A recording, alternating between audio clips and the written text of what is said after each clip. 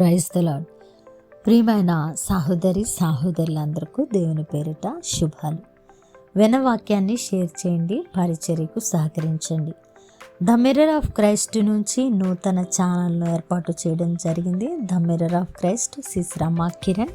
So తప్పకుండా ఆ ఛానల్ను సబ్స్క్రైబ్ చేయండి. ఇక నుంచి ఆ ఛానల్లో కూడా రెగ్యులర్గా వీడియోస్ రావడం జరుగుతుంది. దేవుని చిత్తమైతే ఆ ఛానల్ ముందుకు వెళ్తూ ఉన్నట్లయితే ప్రతి వీడియోను కూడా అక్కడే పోస్ట్ చేయడం జరుగుతుంది. కాబట్టి రెగ్యులర్గా ద మిర్రర్ ఆఫ్ క్రైస్ట్ను ఫాలో అయ్యే ప్రతి ఒక్కరూ ఆ రెండవ ఛానల్ను కూడా సబ్స్క్రైబ్ చేయాలని, అనేకులకు దాని లింకును కూడా షేర్ చేయాలని తెలియపరుస్తున్నాను. మరి ఈరోజు దేవుడు మనతో అద్భుతమైన మాటలు మాట్లాడుతూ ఉన్నారు. ధ్యానం చేద్దాం. సామెతల గ్రంథము 20వ అధ్యాయము 3వ వచనము. కలహమునకు దూరముగా నుండుట నరులకు ఘనత, మూర్ఖుడైన ప్రతివాడును పోరునే కోరును. ఆమెన్. దేవుని బిడ్డ, ఇది బలమైన వాగ్దానం అండి. ఒక వ్యక్తి ఘనత పొందుకోవడానికి ఏ విధంగా ప్రవర్తించాలో తెలియపరిచేటువంటి వాగ్దానము. ప్రియమైనటువంటి దేవుని బిడ్డ, ఈరోజు క్రీస్తు బిడ్డగా నడుస్తున్నటువంటి నీవు, క్రీస్తులో నిలబడ్డాను అని అనుకుంటున్నటువంటి నీవు ఖచ్చితంగా కలహమునకు దూరంగా ఉండాలని దేవుడు మాట్లాడుతున్నారు. కలహమునకు దూరంగా నుండుట నరులకు ఘనతనిస్తుందని, అది దేవునకు మహిమనిస్తుందని ఈరోజు దేవుడు అద్భుతమైన మాటలు మనతో మాట్లాడుతున్నారు. నీ కుటుంబంలో నీ భార్య ద్వారా కలహము రేగుతూ ఉన్నదా? అయితే వాక్యము ఎరిగిన భర్తగా నువ్వు కలహమునకు దూరంగా ఉండు.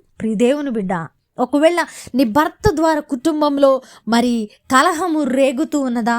నువ్వు దైవ జ్ఞానము కలిగిన భార్యగా నీ నోరును అదుపు చేసుకొని కలహమునకు దూరంగా ఉండు. అది నీకు ఘనతను తీసుకొని వస్తుంది. ఒకవేళ నువ్వు పోరును కోరే వ్యక్తివైతే, ఒకవేళ నువ్వు కలహమును రేపే వ్యక్తివైతే నువ్వు మూర్ఖుడవు అని లేఖనాలు తెలియపరుస్తున్నాయి. ఈరోజు నీ ప్రవర్తన ఎలాగునో ఉన్నది.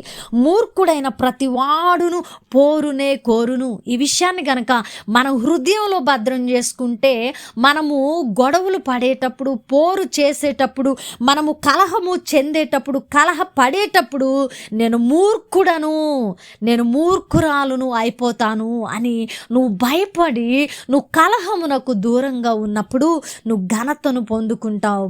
దేవుని బిడ్డ, నిజంగా నువ్వు ఘనత కలిగిన వ్యక్తిగా నిలబడాలంటే, నువ్వు మౌనివై ఉండాలంటే, నీ పదవులను కాచుకోవాలంటే నువ్వు ఖచ్చితంగా కలహమునకు దూరముగా ఉండాలి. నువ్వు కలహముకు దూరంగా ఉంటే, క్రీస్తు ఎరిగిన బిడ్డగా, జ్ఞానిగా నువ్వు నోరు మూసుకొని ఉంటే అది దేవునికి మహిమను తీసుకొని వస్తుంది. లోకస్తుల వలె మనం కూడా పోరును కోరి, మనము కూడా కలహాలను రేపుకొని, గొడవలు పెట్టుకొని, చిచ్చు రగుల్చుకొని, కుటుంబాలను అస్తవ్యస్తము చేసుకోవటం, కుటుంబాలను ఛిద్రం చేసుకోవడం, అన్యుల వలె మనము గొడవల్లో ఆరితేరి ఉండడము, నలుగురు చూసి వీరి క్రైస్తవ్యులా అనడము ఎంతో బాధాకరమైనటువంటి విషయం. కాబట్టి దేవుని బిడ్డ, తగ్గించుకో. ఒకవేళ నీ భర్త నీకు ఆటంకంగా ఉన్నాడా? తగ్గించుకో. నీ భార్య నీకు ఆటంకంగా ఉన్నదా? తగ్గించుకో. నీ బిడ్డలు నీకు ఆటంకంగా ఉన్నారా? తగ్గించుకో. ప్రియమైన దేవుని బిడ్డ, నువ్వు కలహమును కోరక, నువ్వు జ్ఞానిగా నీ నోరును, నీ పెదవులను కాచుకున్న ఎడల ఖచ్చితంగా నువ్వు ఘనతను పొందుకుంటావు. ఆ యొక్క నీ ఘనత కలిగిన ప్రవర్తన క్రీస్తు నామమునకు మహిమను తీసుకొని వస్తుంది. మూర్ఖుడుగా, మూర్ఖురాలుగా పోరును కోరకు. కాబట్టి ప్రియమైనటువంటి వాళ్ళారా, దేవుడు మాట్లాడుతున్న బలమైన మాటను బట్టి బలపరచబడి కలహమును రేపక, కలహమునకు దూరముగా ఉండి ఘనత పొందుకొని మన దేవుని నామానికి మహిమను తీసుకొని వస్తూ మన యొక్క జ్ఞానము కలిగినటువంటి ప్రవర్తన ద్వారా మనం ముందుకు కొనసాగుదాం. వినవాక్యం ఫలింపు కొరకు ప్రార్థన.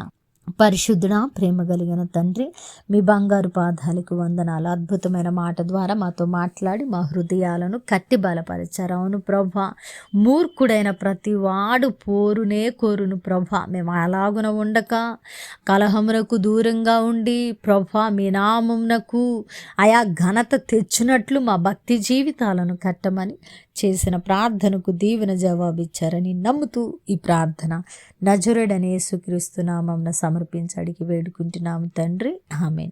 ప్రియమైన దేవుని బిడ్డలారా, విన్న వాక్యాన్ని తప్పకుండా షేర్ చేయండి, పరిచర్యకు సహకరించండి. దేవుని చిత్తమైతే మరలా కలుసుకుందాం. దేవుడు దీవించునుగాక. ఆమేన్.